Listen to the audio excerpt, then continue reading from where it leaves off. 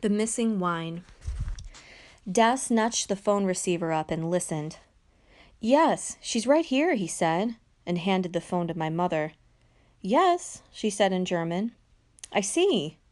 I see. Yes, it's all right. You can deliver the wine another time then. Yes. Thanks." She set the receiver down and took a deep breath.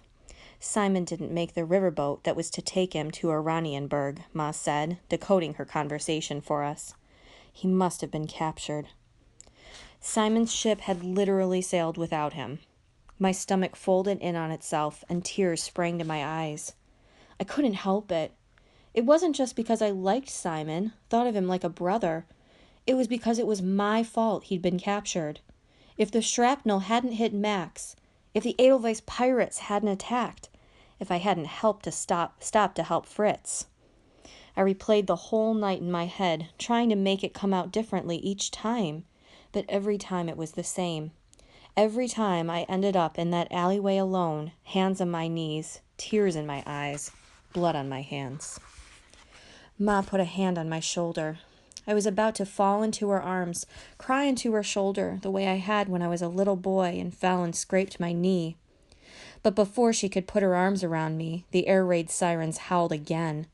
It was the Americans' turn to bomb us. I stood wearily from my chair and dragged a blood-stained sleeve across my eyes. I had an AA gun to man. "No, Michael," Das said. "You can't go out again. Not after last night. You need rest. A bath. Bed." "I have to," I told him. "They'll notice if I'm gone. They'll report me."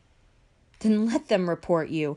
We should have never brought him here with us," Da told Mom. "He's too young. The war's been too hard on him. We should have left him in Ireland."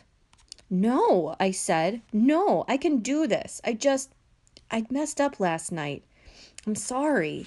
I have to go." I staggered out the back door, mostly so I wouldn't have to leave with my parents and the staff through the front door and let them see me cry. I wanted to be here in Berlin working as a spy, helping the Allies. If I'd stayed back home in Ireland, I would just be in school, maybe helping collect rubber and paper and metal for the war effort. I wouldn't be helping the Allies bomb factories or steal secret jet fighter plans. But now they weren't going to get the plans. The blueprints for Projekt 1065 had been lost with Simon. Unless I could reconstruct them, redraw them from memory, words and numbers and images flashed by in my head. Could I do it?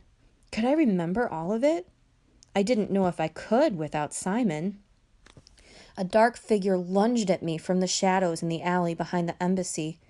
I started to cry out, but the man slapped a hand over my mouth. I looked up at him, and my eyes went wide. It was Simon.